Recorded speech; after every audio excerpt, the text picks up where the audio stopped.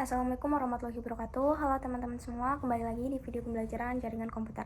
Di video kali ini kita akan melanjutkan materi tentang IP address dan subnet. Kalau di video sebelumnya kita udah belajar dasar-dasarnya, sekarang kita akan coba langsung mempraktikkan dua skema konfigurasi IP untuk membuktikan konsep-konsep subnet yang sudah kita pelajarin. Tujuan dari percobaan ini adalah supaya teman-teman bisa benar-benar melihat kapan dua komputer bisa saling komunikasi dan kapan mereka tidak bisa berkomunikasi, hanya karena perbedaan subnet. Jadi nanti kita akan melihat jelas perbedaannya. Oke, mari kita coba skema yang pertama dulu. Di skema ini kita punya dua PC. Untuk PC 1 kita berikan IP address 10.10.10.10.27. Untuk PC 2 kita berikan IP address 10.10.10.20 Nah, perlu diingat ya teman-teman, kalau kita menulis range 27 itu artinya subnet max-nya digunakan adalah 255, 255, 255, 224. Jadi jangan sampai lupa setiap notasi atau slash ini punya pasangan subnet mask-nya yang sesuai. Setelah IP address dan subnet max-nya dikonfigurasi di kedua PC, kita lakukan pengujian dengan cara melakukan ping dari PC 2 ke PC 1 dengan alamat 10.10.10.10. Dan hasilnya berhasil. Terlihat ada balasan atau reply yang masuk, ada informasi waktu atau time, dan juga TTL. Ini artinya PC 2 bisa berkomunikasi dengan PC 1. Kenapa bisa berhasil? Karena keduanya berada di satu blok subnet yang sama. Jadi kalaupun IP-nya berbeda, karena subnet yang sama, komunikasinya bisa berjalan dengan baik. Nah, oke. Sekarang kita masuk ke percobaan kedua. Di skema yang kedua ini kita coba ganti konfigurasi IP address-nya. Untuk PC 1 kita ubah IP address-nya menjadi 10.10.10.15/27. Untuk PC 2 kita ubah menjadi 10.10.10.50/27. Subnet max-nya tetap sama, yaitu 255, 255, 255, 224 karena slash-nya tetap 27. Setelah itu kita coba lakukan pengujian lagi dengan melakukan ping dari PC 2 ke PC 1 dengan alamat 10.10.10.15. Nah, kalau diperhatikan di sini hasilnya berbeda. Ping ini gagal, tidak ada balasan, dan yang muncul adalah request timeout. Biasanya proses ini agak lama karena komputer masih mencoba mencari jalur komunikasi, tapi ujung-ujungnya tetap gagal. Kenapa sih bisa gagal? Karena sekarang PC 1 dan PC 2 berada di blok subnet yang berbeda. Jadi walaupun sama-sama 10.10.10, karena berada di subnet berbeda, mereka tidak bisa saling berkomunikasi langsung. Nah, supaya lebih mudah dipahami, mari kita coba analogi sederhana bayangan subnet itu seperti ruangan. Kalau dua orang berbeda di ruangan yang sama, mereka bisa mengobrol langsung. Tapi kalau mereka berada di ruangan yang berbeda dan pintunya tertutup, tentu mereka tidak bisa berkomunikasi secara langsung. Nah, dalam jaringan komputer juga begitu. Kalau IP address-nya masih dalam satu subnet, komunikasi bisa lancar. Tapi kalau sudah beda subnet, komunikasi langsung tidak bisa dilakukan. Jadi kesimpulan dari video ini, dari dua percobaan tadi, kita bisa tarik kesimpulan bahwa jika dua komputer berada dalam satu blok subnet, maka mereka bisa saling berkomunikasi. Contohnya di skema pertama, PC 1 dan PC 2 sama-sama dalam subnet yang sama. Hasilnya ping berhasil. Jika dua komputer berada dalam blok subnet yang berbeda, maka mereka tidak bisa saling berkomunikasi secara langsung. Contohnya di skema kedua, walaupun IP address-nya sama-sama menggunakan 10.10.10, tapi karena subnet yang berbeda, hasilnya ping gagal. Jadi kuncinya ada pada subnet menentukan kelompok atau ruangan komputer di dalam jaringan. Kalau satu kelompok, komunikasi bisa jalan. Kalau berbeda kelompok, komunikasi langsung tidak bisa.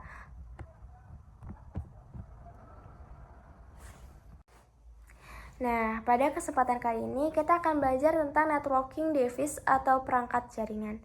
Seperti yang kita tahu, di jaringan komputer ada banyak sekali perangkat yang bisa kita gunakan untuk membangun sebuah network, tapi kali ini kita akan fokus dulu ke dua perangkat dasar, yaitu switch dan router. Kenapa dua perangkat ini penting? Karena dengan memahami switch dan router, pengetahuan kita tentang komputer networking akan semakin meningkat. Jadi teman-teman akan lebih paham konsep jaringan dari dasar sebelum lanjut ke materi yang lebih advance. Review dari materi sebelumnya, kalau teman-teman masih ingat, di video sebelumnya kita udah bahas tentang subnet. Kalau dua komputer berada di satu blok subnet, maka mereka bisa saling berkomunikasi, misalnya dengan melakukan ping.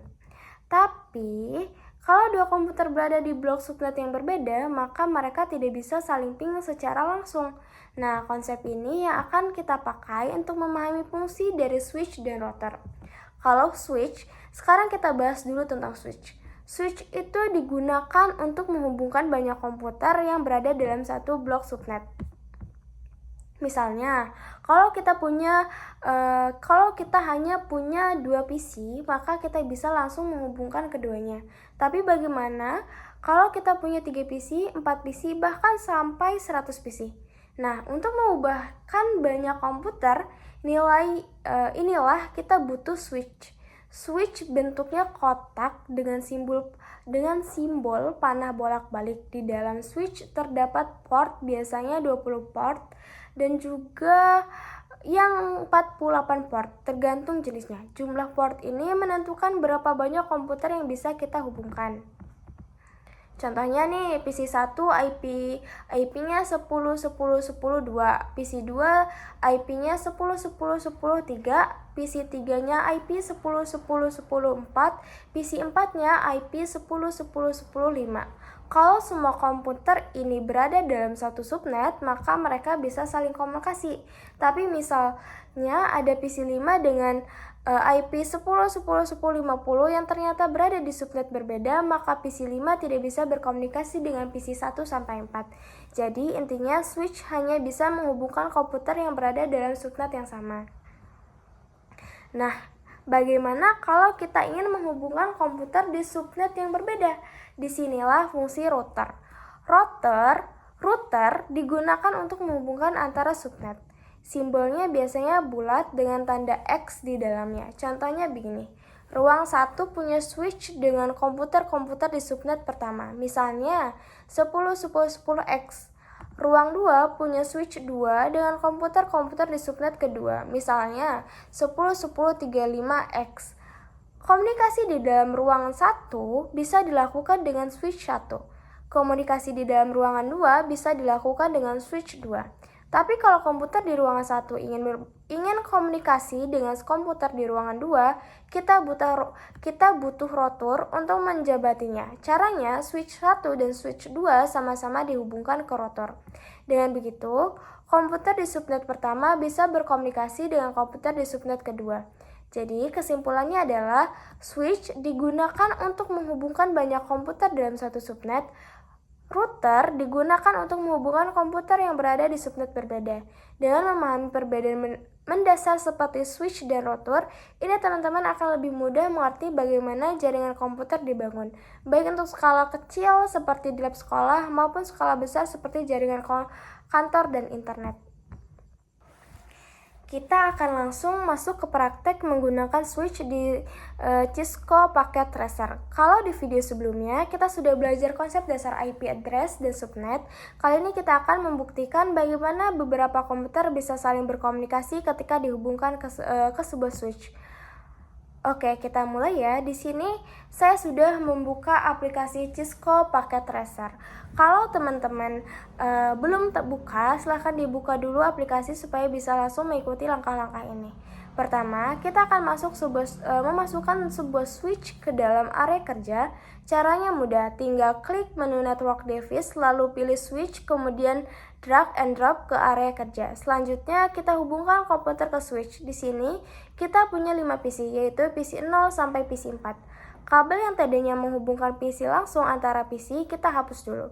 Kemudian, masing-masing PC kita hubungkan ke switch menggunakan kabel Shrine Short. Setelah selesai, maka sekarang semua PC sudah terhubung ke satu switch yang sama. Langkah berikutnya adalah melakukan konfigurasi IP address-nya. Kita akan gunakan subnet max sales 27 yang berarti subnet max-nya adalah 255.255.255.224. Dengan subnet ini kita bisa menampung sampai 30 host dalam satu jaringan. Jadi sangat cukup untuk 5 PC. Mari kita konfigurasikan satu persatu. Untuk PC 0 kita beri IP address 10.10.10.1, subnet max-nya 255.255.255.224. Untuk PC 1 kita beri address 10.10.10.2, subnet max-nya sama. Untuk PC 2 kita beri IP address-nya 10.10.10.3, subnet max-nya sama. Untuk PC 3 kita beri IP address-nya 10.10.10.4, subnet max-nya sama. Dan untuk PC 4 kita beri IP address-nya 10.10.10.5, subnet max-nya juga sama. Pastikan semua konfigurasi sudah benar, jangan sampai ada salah ketik angka IP atau subnet max-nya, karena itu bisa bikin komunikasi gagal. Oke, setelah selesai konfigurasi, saatnya kita mulai pengujian.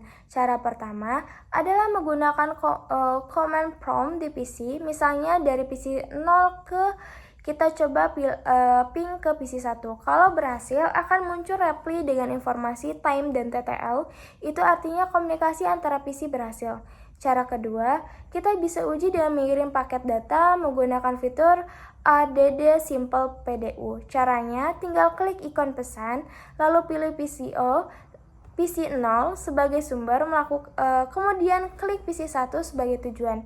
Kalau tanda centang hijau muncul, artinya paket berhasil terkirim. Dan kita bisa ulangi juga, misalnya dari PC0 ke PC4 atau dari PC2 ke PC3. Semuanya harus berhasil karena mereka berada dalam satu subnet dan terhubung lewat switch yang sama.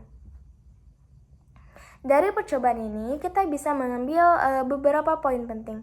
Switch berfungsi sebagai penghubung antara komputer dan satu jaringan lokal. Selama komputer memiliki IP address dalam satu subnet yang sama, mereka bisa saling berkomunikasi. Dengan subnet max sales 27 atau 255.255.255.224, kita bisa menghubungkan hingga 30 perangkat dalam satu jaringan. Sehingga untuk 5 PC tentu sangat cukup. Jadi switch ini adalah perangkat dasar yang wajib dipahami karena hampir semua jaringan komputer nyata menggunakan switch sebagai tulang punggung untuk menghubungkan banyak perangkat. Kalau di video sebelumnya kita sudah belajar bagaimana 5 PC terhubung ke satu switch dalam satu blok subnet, maka kali ini kita akan melanjutkan pembahasan dengan menambahkan switch kedua. Tujuannya adalah supaya kita bisa memahami bagaimana membangun jaringan yang terdiri dari lebih dari satu subnet. Pertama, kita buat dulu topologi yang mirip dengan sebelumnya. Kalau tadi kita punya switch 5 dengan 5 PC yang berada di blok subnet pertama, sekarang kita tambahkan switch kedua di sampingnya. Caranya, kita buka menu network device, kemudian pilih switch tipe 2960. Setelah itu, kita tambahkan 3 PC baru yang akan terhubung ke switch kedua. Kita hubungkan masing-masing PC ke switch 2 dengan kabel string short. Jadi sekarang di layar kita punya dua topologi. Ruangan pertama yaitu switch 1 dengan 5 PC. Ruangan kedua yaitu switch 2 dengan 3 PC. Konfigurasi IP address di subnet kedua. Berikutnya, kita masuk ke konfigurasi IP address untuk PC yang ada di switch 2. Ingat ya teman-teman, semua PC yang terhubung ke switch 2 ini akan kita masukkan ke blok subnet kedua. Kalau kita ingat lagi perhitungan subnettingnya, maka subnet max kita adalah sales 27 atau 255.255.255.224. Untuk subnet pertama, range IP yang bisa kita pakai adalah 1 sampai 30. Sedangkan untuk subnet kedua, network ID-nya adalah 32 sampai IP yang bisa dipakai mulai dari 33 sampai 62. Oke, sekarang kita konfigurasi. PC 5 kita beri IP address 10 10 10 33, subnet max-nya 255.255.255.224. PC 6 kita beri IP address-nya 10 10 10 10 34, subnet max-nya sama. PC 7 kita beri IP address 10 10 10 10 35, subnet max-nya sama. Dengan konfigurasi ini, semua PC yang ada di switch 2 berada di blok subnet kedua. Setelah konfigurasi selesai, mari kita uji coba komunikasi antara PC di subnet kedua ini. Pertama, dari PC 5 kita coba ping ke PC 6. Hasilnya sukses, artinya komunikasi antara PC berhasil. Kemudian dari PC 5 ke PC 7 juga sukses. Begitu juga dari PC 6 dan PC 7 hasilnya sama-sama berhasil. Ini membuktikan bahwa semua PC yang berada di switch 2 bisa saling komunikasi karena mereka berada dalam satu subnet yang sama, yaitu subnet kedua. Sampai di tahap ini, kita sudah berhasil membangun dua jaringan lokal berbeda. Jaringan pertama 5 PC terhubung ke switch 1 dengan blok subnet pertama. Jaringan kedua 3 PC terhubung ke switch 2 dengan blok subnet kedua. Keduanya bisa berjalan dengan baik secara internal. Jadi PC di switch 1 bisa saling komunikasi dan PC di switch 2 juga bisa saling berkomunikasi. Namun sampai di sini ada catatan penting. Komputer-komputer di switch 1 dan switch 2 belum bisa saling berkomunikasi karena mereka berada di blok subnet yang berbeda.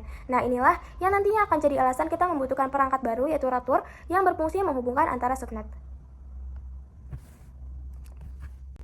Kalau di video sebelumnya kita sudah berhasil membuat dua ruangan. Ruangan pertama berisi 5 PC yang terhubung ke switch 1, semuanya ada di blok subnet pertama. Ruangan kedua berisi 3 PC yang terhubung ke switch 2 dan semuanya ada di blok subnet kedua. Nah, masalahnya sekarang adalah PC di ruangan pertama dan PC di ruangan kedua belum bisa saling berkomunikasi karena mereka ada di subnet yang berbeda. Lalu bagaimana caranya agar kedua ruangan ini bisa saling terhubung? Disinilah kita akan belajar tentang perangkat jaringan yang namanya router. Rotor adalah perangkat jaringan yang digunakan untuk menghubungkan dua atau lebih subnet. Kalau switch itu hanya menghubungkan banyak komputer dalam satu subnet, maka rotor bekerja di tingkat yang lebih tinggi, yaitu menghubungkan antara subnet. Dengan rotor, komunikasi antara komputer di subnet pertama dan komputer di subnet kedua bisa dilakukan dengan lancar. Sekarang langsung saja kita mulai praktik di Cisco paket tracernya. Pertama, masuk ke menu Network Device, itu ada di bagian paling kiri, kemudian pilih rotor. Di sini saya biasanya menggunakan rotor tipe 2811 yang ada di sisi paling kanan.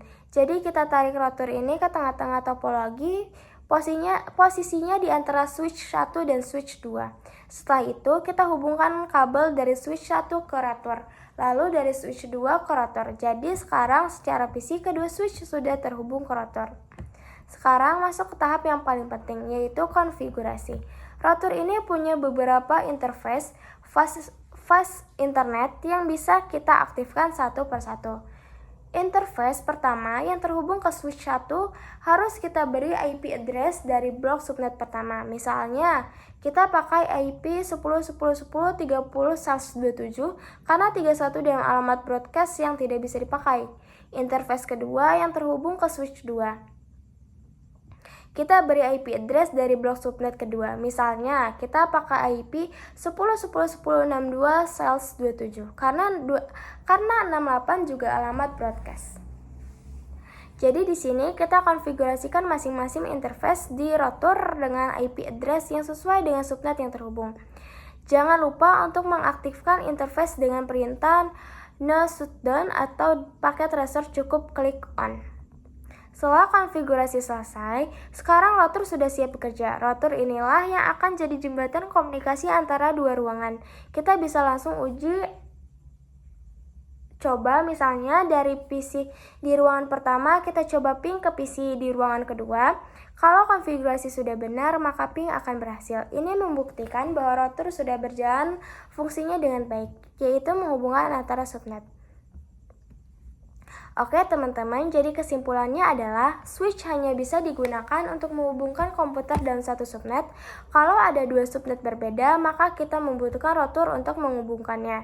Dengan menambahkan rotor, sekarang PC di ruangan pertama bisa berkomunikasi dengan PC di ruangan kedua. Ini adalah langkah awal untuk memahami peran rotor dalam jaringan komputer. Oke, itu dulu untuk video kali ini. Semoga penjelasan tentang rotor bisa membantu teman-teman memahami perbedaan fungsi switch dan rotor. Di video selanjutnya, kita akan coba eksplor lebih jauh lagi tentang konfigurasi jaringan yang lebih kompleks. Terima kasih sudah menyimak. Wassalamualaikum warahmatullahi wabarakatuh.